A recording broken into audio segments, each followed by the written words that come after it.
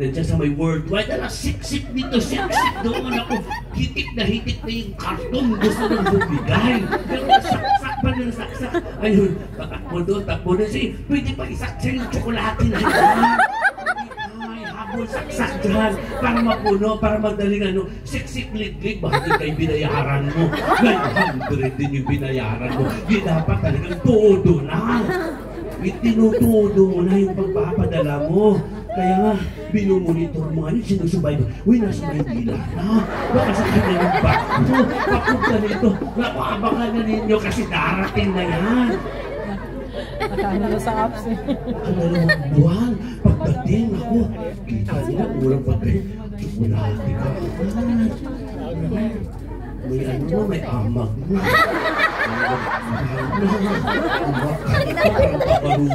Kupyang di mabili, may amag sa tabi. Yun na nga yung tanda ng pag-ibig natin kung minsan inaamag. Pero pinapadala pa rin natin. Mahal natin yung tao eh. Kahit hindi mo binibigay, hindi nila hinihingi, usa mong binibigay. Kaya yung bawat isa sa atin dumadanas ng mga munting kamatayan. Namatay ka sa sarili mo. Di ba? Bibili ka na nga lang ng kakain ka na lang dyan sa Jollibee. Sayang, 350 dito.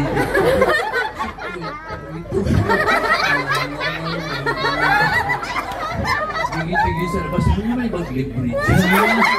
Wala pa magbunot yan mag-birthday. Para makalibre ka ng 3 pirasong fries na ito. Kasi mahal, di ba? 50 ko isang kain mo, inaano mo ba?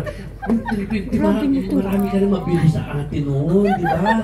Nakabili ka na ng tuyo. Di ba? Oo. Nakabili ka na ng ginamos sa mga Bisaya. Ginamos. Buwad. May pakapin na. Una. Suka. Pagkatapos nun, parisan mo ng metal. Anong metal? Malaki yung busog niya. Metal bus ng kalabas. Metal bus. Pero yun yung masaya na tayo dun eh. Sinasaw-saw mo ng ganyan. Kahit hindi ka naghugas kahapon. Kasama. Bakit sobrang alat eh? Five fingers, 5 gamit mo sa pagkain mo. Diba? Yun yung mga nag-miss din. You have your little dyings. Mamatay ka na, di ba? Yung na gusto mong bumili para sa sarili mo. Bibili ka ng damit. Doon tayo sa kay Aling Salvi. Doon kay Aling Salvi, kilala nyo? Salvation Army. Di para si Father doon. Pero kayo doon sa pupunta ka doon, may gusto kang bilhin. Then on your way, biglang nag-text. May nag-text. May nag-message. Sure. Di ba balik ka ngayon? Di ba? Kakantay mo ng nilunok.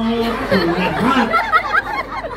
Nilunok mo na lahat kasi gusto mo para sa sarili. But you die to yourself para mabuhay yung anak mo. Kailangan din ng tuition. We have experience of many dyings already. Gusto mong, kaya yung iba sa inyo, yung iba sa atin dito, yung sinasabi na, Father, ang dami na pong pinagdaanan namin dito.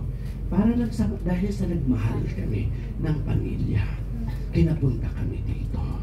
Di ba? Sayang din naman itong sabon, binigay ng ako. Pagod ko na ito. Totoo talaga yun. Oo, ibig araw-araw ka magsasabon, 2 na nga. Para may savings ka ngayon, di ba? Oo, para matagal mang yung pang hilig-hilig, tuwing day off ka na lang gagawin ito. Oo. So marami tayong mga sinasabi. Kaya itong mahal na araw para sa mahalaga ito lalo na sa ating kanina nag-Stations of the Cross kami doon sa St. Joseph. Ang daming dumalo. Yung Father, at least yung sa pag-Station of the Cross, iniisip ko yung kapatid ko ang hirap patawarin. Ito yun, sabi niya.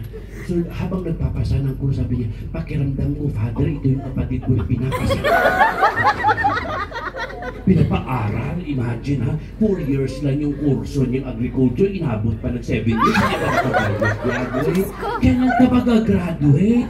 Utang na luubos na yung savings ko dito. Malapit na ako mag-for good. These are the things, it are the little, yung mga sakripisyo na pinagdadaanan, na akala natin na yung ang pasakit, yung pagpasan pa ay physical. No, may ibang hindi. Marami dito. Bakit ramdam mo mabigat yung balikat mo? Wala ka namang pinapasan. Actually. Akala mo lang yun, wala. Pero meron. Pinapasan mo tatay mo hanggang ngayon, hindi pa tumitigil sa paglalasing. Buti sana kung pera yung nilalasing, pera mo rin yun, padala mo. Di ba sama-sama ang loob ninyo? In this Mass, yung pangatlong ano na ito, naway bigyan tayo ng mga pagkakataon ng Panginoon. Yun yung dalangin natin. Lord, nahabaan tayo bisig ng pasensya para sa bawat isa sa atin. At hindi natin magagawa ito kapag tumigil tayo sa pagtawag sa Panginoon. Siya naman ang ano niya, siya na nagbabagay. Ang karapatan mong hingin yung mga bagay na hindi mo na ibigay. So kung humingi tayo sa Panginoon, yung justice doon, may time din tayo para sa Kanya. Hindi yung saka ka lang Lord, utang na Lord, hirap na ako mahuminga, Lord. Lumalapas na yung hubak ko, Lord. Humihika ka sa kamo siya tatawagin. Anong tingin mo kay Lord Oxygen? Bakit hindi natin yung kaya nga yung nahihiya tayo, lumapit sa Panginoon, nakayuko yung mga ulo natin, halos hindi natin siya matingnan. Kasi nga, kapag hindi makatingin daw yung tao, guilty. Correct. Ang ginagawa, kaya hindi siya makatingin ng matuwid. Tayo sa Panginoon, hindi tayo makatingin. Ako nandyan sa ang cross ni Cristo, kung minsan hindi ko kayang titigan. Kasi kapag nakikita ko siya, parang dinadala niya ako sa makatotohanan. Ito yung nangyari sa akin. Naipako ako dahil sa pagmamahal ko sa iyo. Yun yung mga hindi na kailangan natin na mag-usal pa ng verbal na dasal, ng mga memorized na prayer natin. Basang-basa tayo ng Panginoon. Nakaupo ka lang or nakaluhod, umarap ka sa Kanya. Minsan hindi mo lang namamalaya, nangingilit na yung mukha mo. And yourself, your inner self is speaking to God. Siya yung nangungusap. Ito yung higit pa sa mga naiusan